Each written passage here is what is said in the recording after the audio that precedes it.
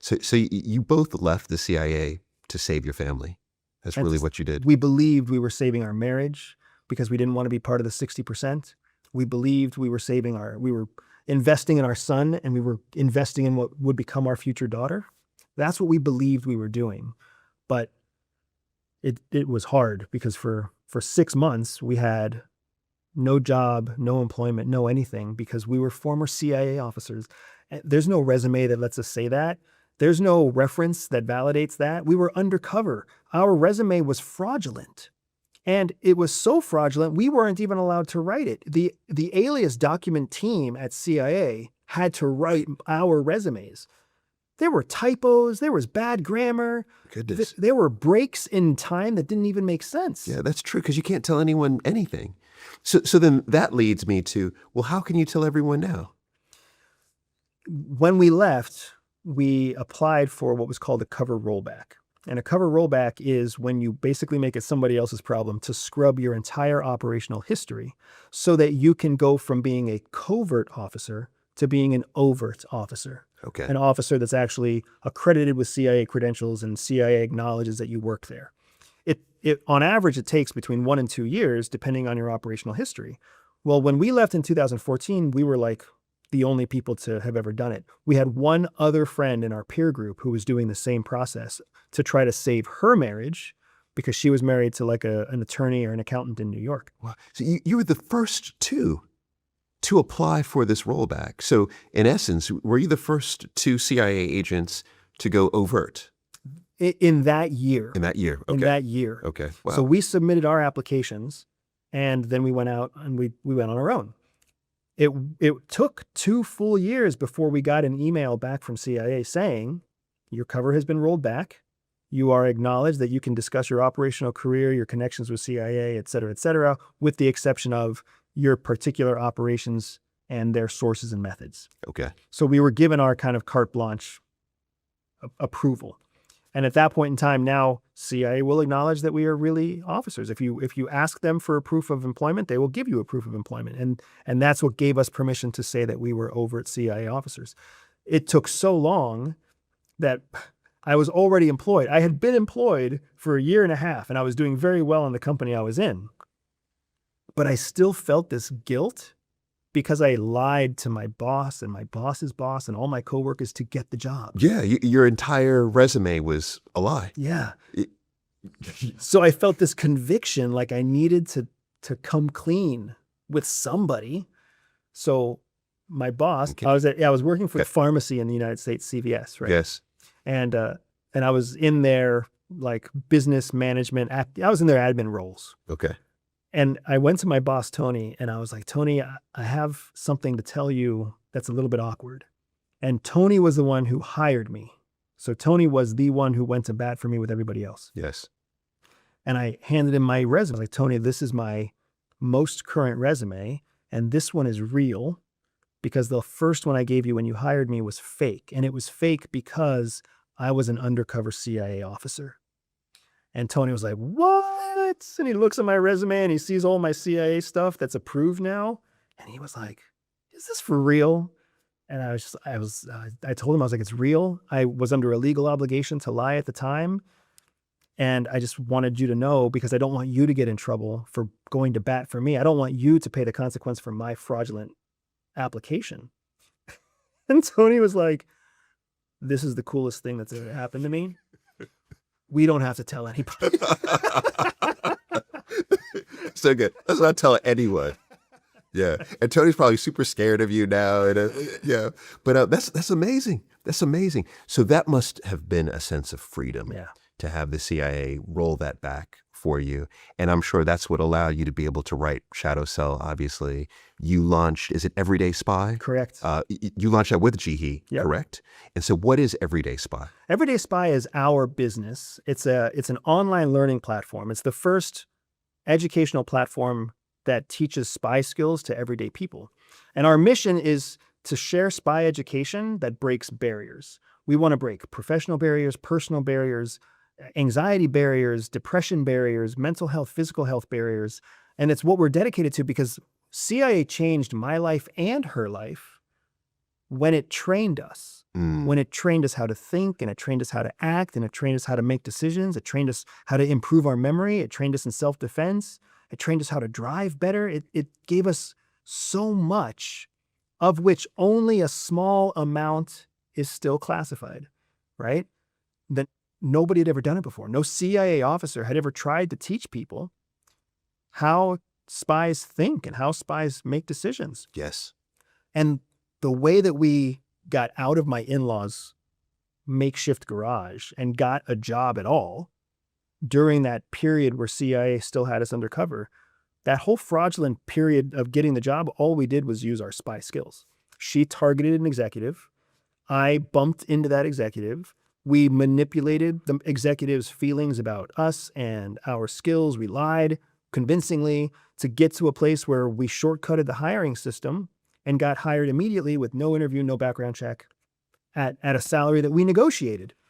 And it clicked because CIA believes that all people are born with a spy secret superpower. For some people, that means they can win deals. For others, they can spot liars. Some can even seduce lovers. I built a free 3-minute test to help reveal to you exactly what your secret hidden superpower is. All you have to do is click on the link in the description below, take the test, and start using your spy superpower to stay ahead of 99% of people. As you're going through corporate life, I don't know dick all about being a corporate person, but I knew how to be a spy, and I knew how CIA had taught me to shortcut the corporate experience by convincing people I knew what I was talking about. So that's all I did, is I just convinced people that I knew what I was talking about, and it kept making the company better because the company would make decisions and put people in place because it trusted me, and I put people in place because I trusted them.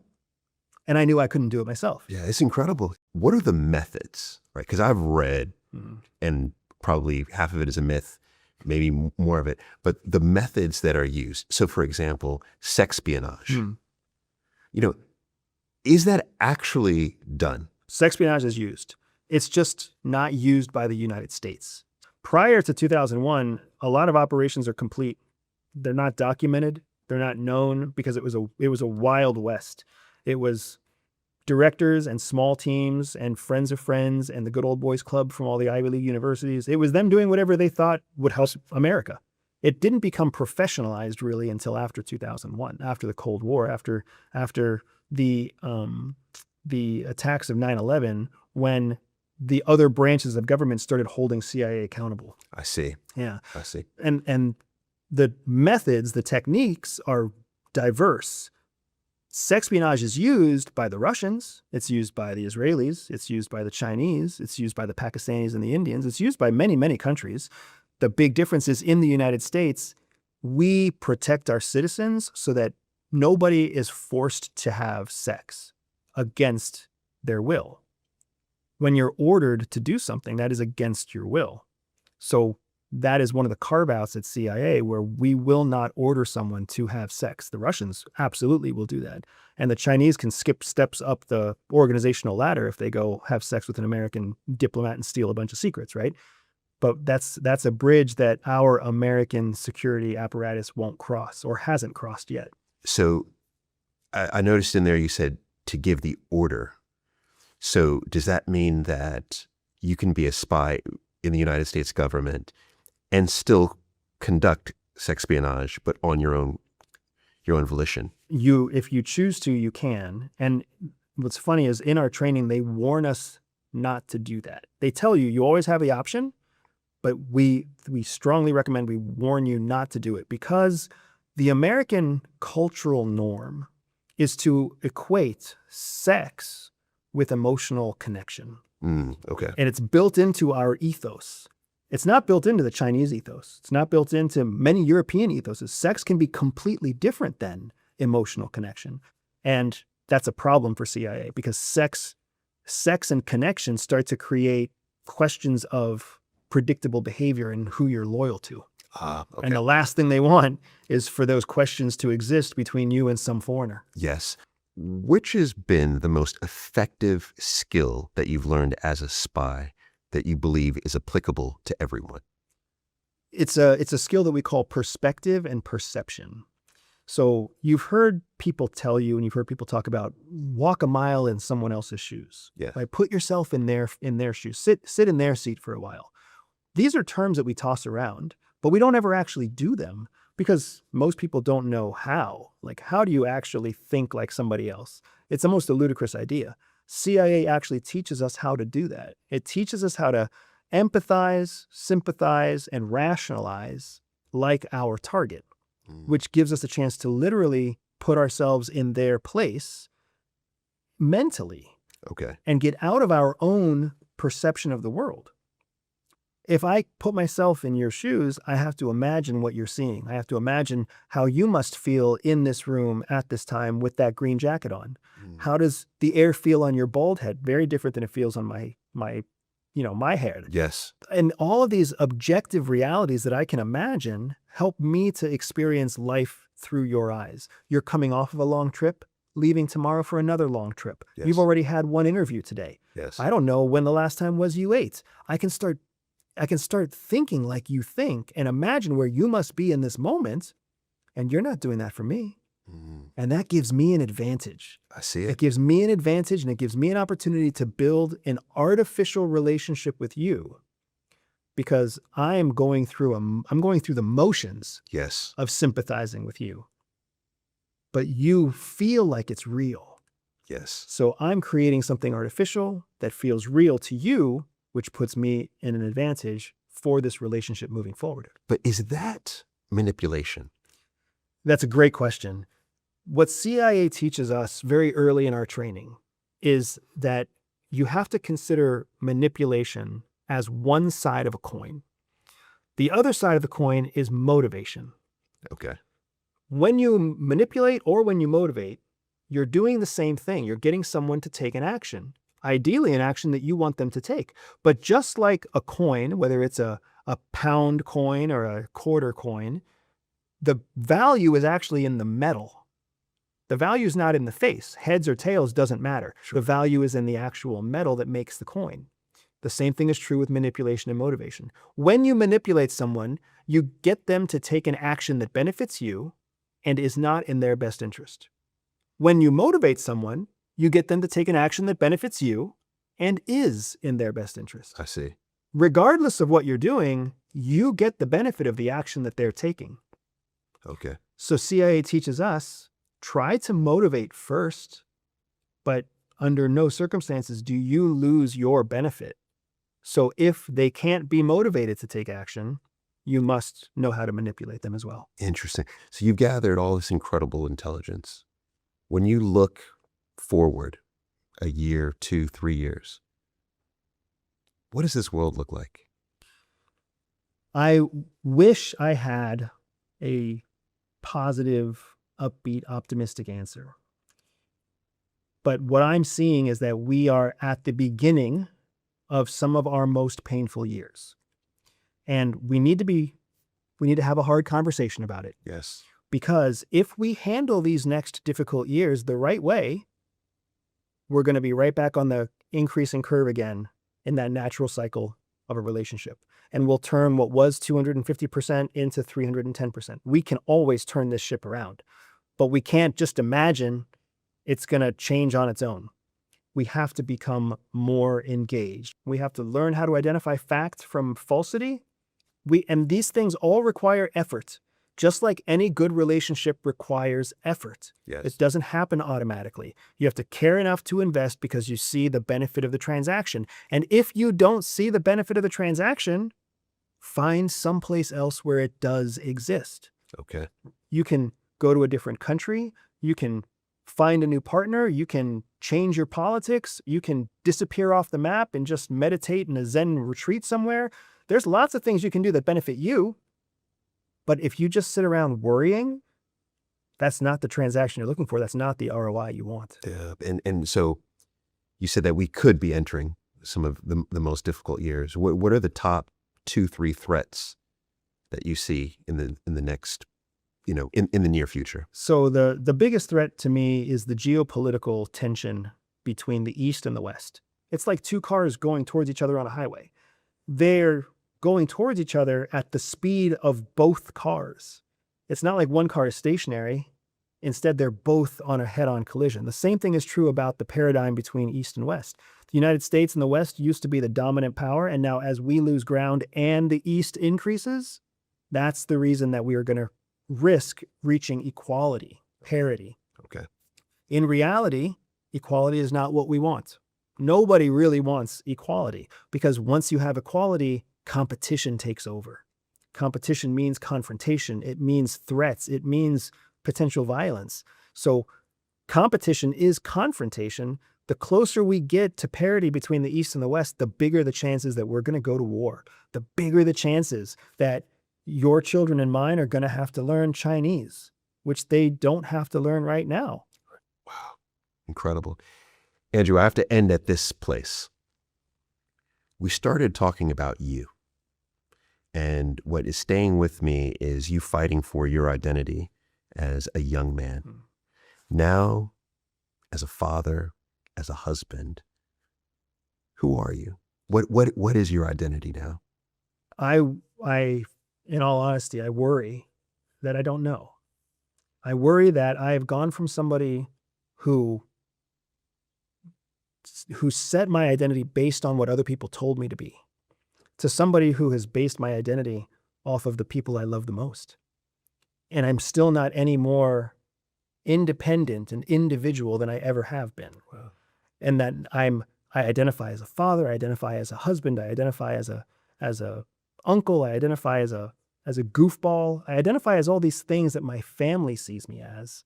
But when I stand on my own 2 feet and I look at myself in the mirror, I still don't know.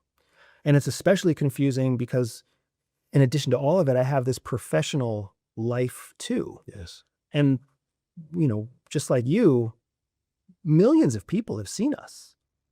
They have their opinions, they have their ideas, they have what they like, they have what they don't like.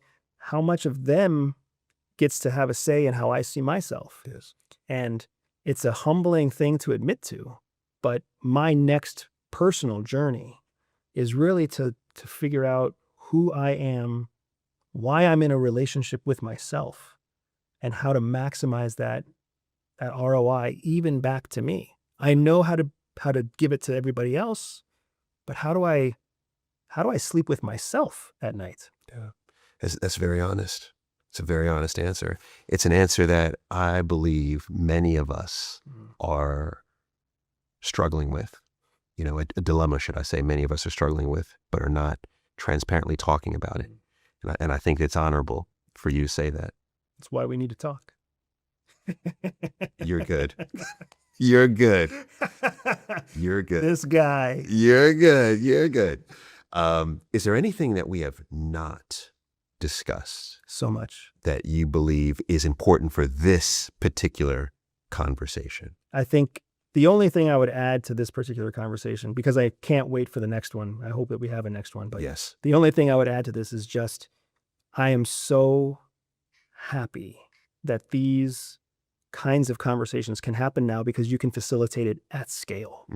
What if we democratize better relationships? What if we democratize information? What if we democratize math and science and physics, and people can learn this stuff on YouTube? They can learn it in books that are at public libraries.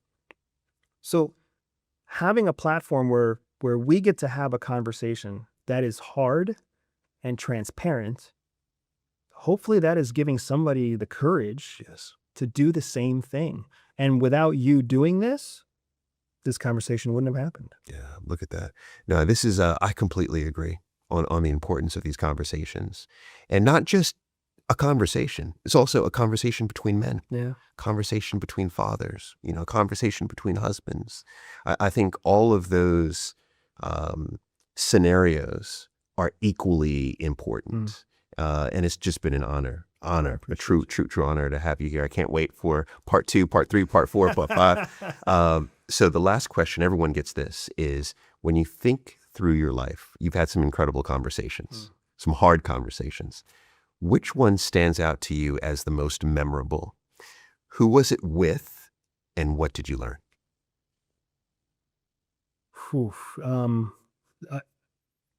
Don't let me end us on a downer. And I'm going to tell you the truth. To tell me the truth, yes. My mother had a conversation with me when I was about 9 years old. I was complaining about my stepdad to her. It was a time when he was trying to force me to read more because he didn't think I was doing well enough in school, or he thought he wanted to keep me busy. So I didn't bother him. And she defended him. And she was like, you should read. You should do what he tells you to do. It's a good idea. You don't need to spend your summer outside. And I asked her, why are you defending him? Why do you always defend him? Why don't you ever take my side? And she looked at me and she said, Andrew, I love him more than I love you. And I was shocked. I was just stunned. And I was like, how can you say that? How can you say that you love him more than you love me? I'm your son. And she repeated it back to me. And she was like, you're my son. And that's exactly why I love him more. I have to choose every day to love him. But I love you automatically. I have to put work into loving him. It doesn't take any work to love you. So she's like, I have to put more into that relationship. I love him more than I love you. Never to this day have I ever forgiven that conversation. It sounds horrible. It feels horrible. The message that it carries with it is horrible. But I can understand her perspective. Because my mother was raised in a household of transactional relationships that were unhealthy. Women subjecting themselves to male wishes, women subjecting themselves to religious standards. That's where she grew up, and that's why she ran away from all that. But even though she ran away from it, she was still wired that way. So she sees everything as counting coins. At least she did when I was 9. So had that conversation not happened, I would have never really known where I land in my mom's priorities. But because that hard conversation happened, I was able to adjust my behaviors for the rest of my life so that I never over-relied on my mother. I never put too much at stake in that relationship. I never risked really being disappointed by her because I never really put my full faith in her after that conversation. I still love her. I still think she's a successful and wonderful person, but I know I can't let it ride with her. Wow. It's a hard conversation at 9. At 9, yeah. You got having hard conversations honestly. I mean, that's as hard as it gets at 9. For you to process that in that way at 9 as well is extraordinary. I think that a lot of my success, what success I've had, I have to give credit to my mom and dad, because had they given me any other option, I wouldn't have become a convincing liar. I wouldn't have become someone who is willing to take huge risks. I wouldn't have been someone who commits so radically so early on. I would have been a different person. Yes. But they gave me no other option, and that turned into the life and the career that I've had. That's what brought me this amazing life. That's what brought me my amazing kids. Yes. What you're right. Without having walked through that storm at a young age, you wouldn't be in the sunshine today. Mm-hmm. Yeah, for sure.